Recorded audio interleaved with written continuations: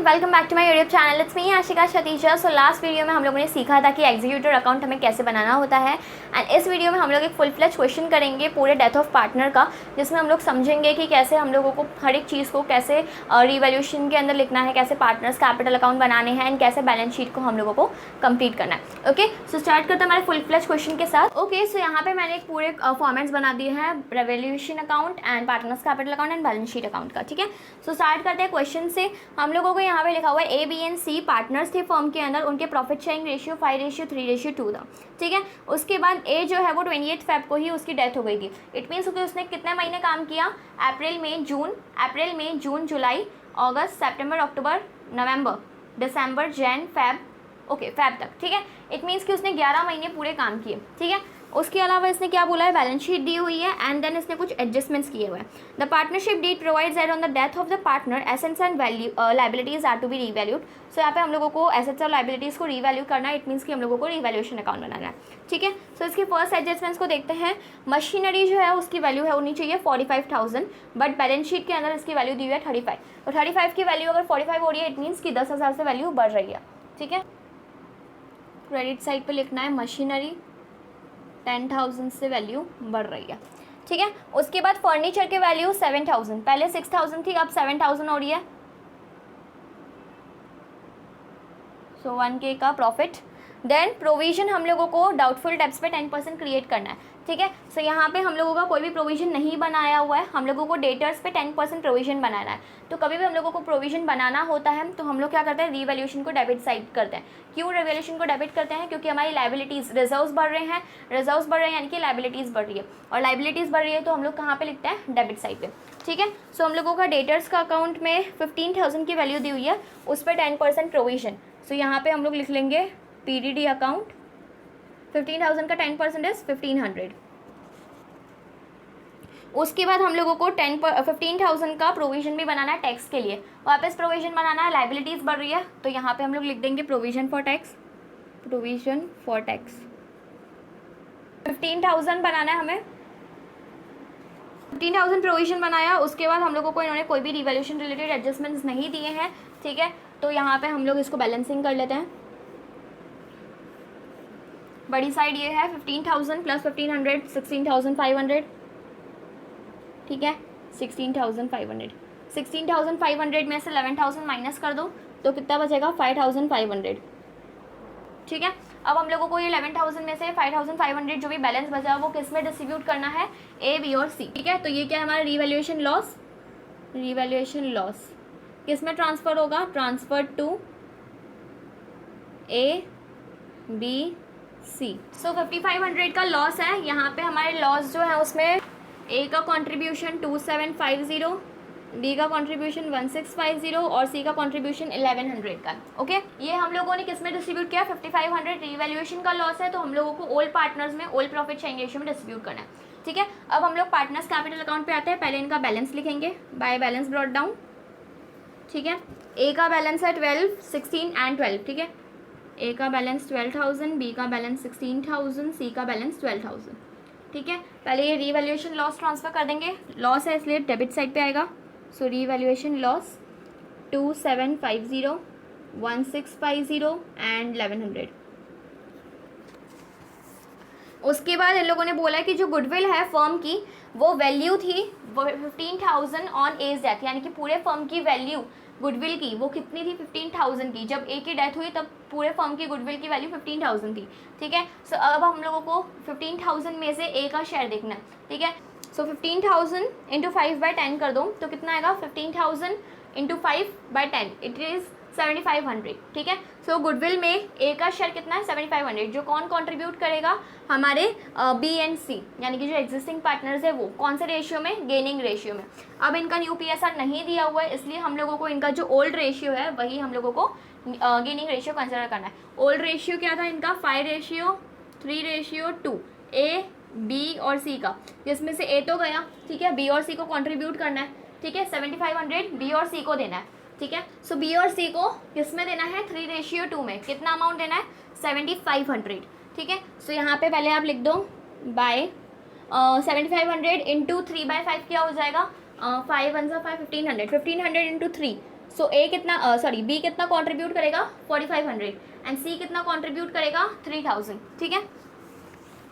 अब यहाँ पे अगर हम लोगों को बी की एंट्री करनी है, तो अगर सपोज बी जो है वो गुडविल दे रहा है, ठीक है, बी गुडविल दे रहा है, तो उसकी एंट्री क्या होगी, गेनिंग अकाउंट डेबिट, यानी कि बी का अकाउंट कर देंगे debit, B's capital account debit to sacrificing कौन है, ए, ठीक है, तो B's capital account debit to A's capital account, तो बी के कैपिटल में हम लोग कर देंगे डेबिट, बी का कैपिटल अकाउंट ये रहा, उसकी डेबिट साइड ये रही, तो यहाँ पे आप लिख दो टू एज कैपिटल अकाउंट। कितना अमाउंट दे रहा है वो गुडविल का 4500, ठीक है। अब यहाँ पे बी का अकाउंट डेबिट हो रहा है, तो ए का अकाउंट क्या होगा, क्रेडिट होगा, तो यहाँ पे आप ए का अकाउंट क्रेडिट करो, ठीक है। नाम क्या लिखोगे, बीज कैपिटल अकाउंट, अमाउंट सेम 4500, ठीक है। Same goes for C, C में क्या होता था, C's capital account debit to A's capital account, C का कैपिटल अकाउंट ये रहा, ए कैपिटल ऑलरेडी हम लोगों ने करा है, इसके डेबिट साइड पे आपको खाली 3000 लिखना है, ठीक है। सेम गोज हियर, यहाँ पे भी आपका बी कैपिटल लिखा हुआ है, यहाँ पे आप लिख दो बाय सीज कैपिटल अकाउंट, और ए में ये एंट्री करनी है 3000 की, ठीक है, क्योंकि उसके पास ही क्रेडिट हुआ, ठीक है। उसके बाद हम लोगों को a share of loss from 1 April till the date of death is estimated at 10,000, यानी कि ए का शेयर ऑफ लॉस कितना है, 10,000 का लॉस है। जब से उसने फर्म का फाइनेंशियल ईयर स्टार्ट हुआ है, तब से लेके हमारी जब तक उसकी डेथ हुई, ठीक है, तब तक उसका प्रॉफिट का शेयर कितना था 10,000, ठीक है। तो इन लोगों ने यहाँ पे सिंपली दिया हुआ है हम लोगों को 10,000, बस यहाँ पे हम लोगों को एंट्री करनी है बाय P&L सस्पेंस। क्यों सस्पेंस, जैसे मैंने आपको बताया हुआ है, बीच में उसकी डेथ हुई है, फर्म के फाइनेंशियल ईयर एंड होने के पहले डेथ होती है, तो फिर हम लोगों का P&L सस्पेंस अकाउंट ओपन होगा, ठीक है। 10,000 में उसका शेयर है, ठीक है, sorry A share of loss है, ठीक है। सो लॉस है तो यहाँ पे डेबिट साइड पे आएगा टू P&L सस्पेंस 10,000, ठीक है, ये नहीं आएगा। उसके बाद इन लोगों ने जनरल रिजर्व, अब हमारे सारे एडजस्टमेंट्स कंप्लीट हो गए। अब हम लोग देखते हैं बैलेंस शीट, ठीक है। सो बैलेंस शीट में लायबिलिटीज साइड पे जनरल रिजर्व है, जो हम लोगों को पार्टनर्स के बीच में डिस्ट्रीब्यूट करना होता है, ठीक है। तो यहाँ पे हम लोग लिख देंगे बाय जनरल रिजर्व, 5:3 रेशियो में होगा, ठीक है। जनरल रिजर्व की वैल्यू है 12,000, 1200 इंटू 5 कितना होगा 6,000, 1200 इंटू 3 3600 एंड 1200 इंटू 2 2400, ठीक है।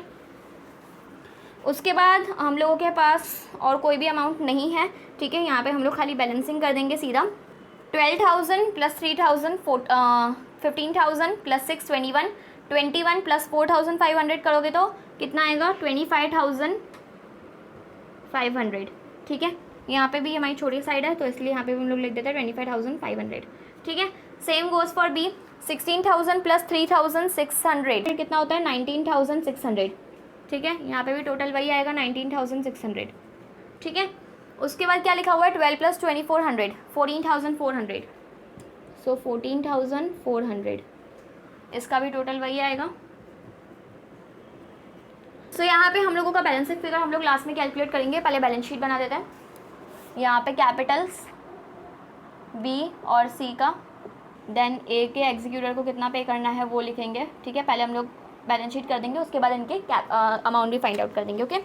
उसके बाद कैपिटल अकाउंट के अलावा जनरल रिजर्व हम लोगों ने डिस्ट्रीब्यूट कर दिया। क्रेडिटर्स की वैल्यू 22,000, उसके बाद इन लोगों का एसेट्स में लिखना है मशीनरी, जिसकी वैल्यू 35,000 हो गई, सॉरी 45,000, ये 45 है। फर्नीचर, उसकी वैल्यू 6 से 7,000 हो गई, ठीक है। स्टॉक, उसमें कुछ भी चेंजेस नहीं आए, 15,000, ठीक है। डेटर्स हम लोगों के थे 15,000, उस पर PDD बना, ठीक है, तो लेस कर दो PDD 1,500, तो यहाँ पे आएगा 13,500, ठीक है। कैश हम लोगों का सेम ही है 3,000, ठीक है। एंड यहाँ पे हम लोगों ने PDD के अलावा प्रोविजन फॉर टैक्स भी बनाया था, which is also a liability, ठीक है। सो यहाँ पे हम लोग लिख देंगे provision for tax amount 15,000। And यहाँ पे हम लोगों ने P&L सस्पेंस अकाउंट भी ओपन किया था, ठीक है। तो P&L सस्पेंस अकाउंट भी हम लोग यहाँ पे इसके अंदर इंक्लूड करेंगे। सो P&L सस्पेंस अकाउंट कितना आएगा 10,000। अब यहाँ पे हम लोगों को पहले ए के एग्जीक्यूटर का अमाउंट निकालना है, ठीक है। देखो यहाँ पे इसका टोटल आ रहा है 25,500, उसमें से आपको 12,750 माइनस करना है, ठीक है। सो ए का एग्जीक्यूटर का बैलेंस कितना बचेगा, 12,750, ठीक है। 2 बैलेंस क्लोज डाउन। अब बी और सी का बैलेंस देख लेते हैं। 19,600 में से आप 6,150 माइनस कर दोगे तो आपके पास आएगा 13,450, ठीक है। 14,400 में से आप 4,100 माइनस कर दोगे तो अमाउंट आएगा 10,300, ठीक है। सो यहाँ पे आप कैपिटल्स में लिख दो, बी का कैपिटल है 13,450 एंड सी का कैपिटल है 10,300। ए के एग्जीक्यूटर को हम लोगों ने अमाउंट दिया 12,750, ठीक है। अब इसको पूरा कैलकुलेट करो, ठीक है। 0 यहाँ पे आएगा 500, ठीक है। 5 + 7 12 + 5 17 + 3 20 23, 2 + 4 6 7 8 83,500 इसका टोटल आया, ठीक है। सेम गोज फॉर हियर, यहाँ पे सब में 0 है। 0 5 + 5 10 0 1 5 8 15 एंड 4 6 8 13 1 2 3 4 5 6 7 8 83,500, ओके। सो यहाँ पे आपकी पूरी बैलेंस शीट भी टैली हो गई, ठीक है। नॉर्मल था, पहले हम लोगों ने रिवैल्यूएशन अकाउंट बनाया जिसमें सारे एडजस्टमेंट सामने दिए हुए थे, इजी था। लॉस जो था वो हम लोगों ने ट्रांसफ़र किया सबसे पहले यहाँ पे, ठीक है। बैलेंस लिखा, लॉस ट्रांसफर किया, फिर बाद में हम लोगों को गुडविल की वैल्यू भी ऑलरेडी दी हुई थी पूरे फर्म की, ठीक है। उसमें हम लोगों ने ए का शेयर निकाला कि उस ए के अंदर उसमें गुडविल के अंदर ए का शेयर कितना था। फिर बाद में हम लोगों को न्यू प्रॉफिट शेयरिंग रेशियो नहीं दिया हुआ था हम लोगों का, तो फिर हम लोगों ने क्या किया, जो हमारा ओल्ड प्रॉफिट शेयरिंग रेशियो था बी और सी का, उसको ही हम लोगों ने गेनिंग रेशियो माना, ठीक है। फिर बाद में हम लोगों ने उसकी एंट्रीज़ की बी और सी एंड यहाँ पे ए की कैपिटल की, ठीक है। उसके बाद हम लोगों ने क्या किया, जनरल रिजर्व जो एक्स्ट्रा था वो डिस्ट्रीब्यूट किया पार्टनर्स के बीच में। देन P&L सस्पेंस, यहाँ पे हम लोगों को लिखा हुआ था कि 10,000 इस साल ए का लॉस में शेयर है, ठीक है। सो वो हम लोगों ने उसकी एंट्री की, देन बैलेंसिंग फाइंड आउट किया, तो ए के एग्जीक्यूटर को 12,750 देना है एंड बी और सी का बैलेंस क्लोज डाउन बचा 13,450 एंड 10,300, ठीक है। देन हम लोगों ने यहाँ पे जो मशीनरी, फर्नीचर, स्टॉक, डेटर्स और कैश, इन सब की जो भी रीवैल्यूड वैल्यू थी वो हम लोगों ने लिखी। क्रेडिटर्स की वैल्यू सेम थी, ठीक है। प्रोविजन हम लोगों ने बनाया था 15,000 का, वो हम लोगों ने लिखा एंड 10,000 का जो हम लोगों ने P&L सस्पेंस अकाउंट 10,000 के लिए हम लोगों ने ओपन किया था, उसको हम लोगों ने यहाँ पे बैलेंस शीट के अंदर उसकी एंट्री की, ठीक है। देन हम लोगों ने बैलेंसिंग की एंड 83,500 हम लोगों की बैलेंस शीट यहाँ पे टैली हुई, ओके। सो आई होप आपके लिए वीडियो यूजफुल रहा होगा, आपको क्वेश्चन अच्छे समझ में आया होगा। इफ़ आपको इस क्वेश्चन के अंदर या तो फिर क्लास 12th अकाउंट्स के क्वेश्चन के अंदर कुछ भी डाउट हो तो आप मुझे कमेंट सेक्शन में कमेंट कर सकते हो। एंड अगर आपके लिए वीडियो यूजफुल रहा तो उसको लाइक करना, शेयर करना एंड सब्सक्राइब करना। Meet you in the next video, bye bye.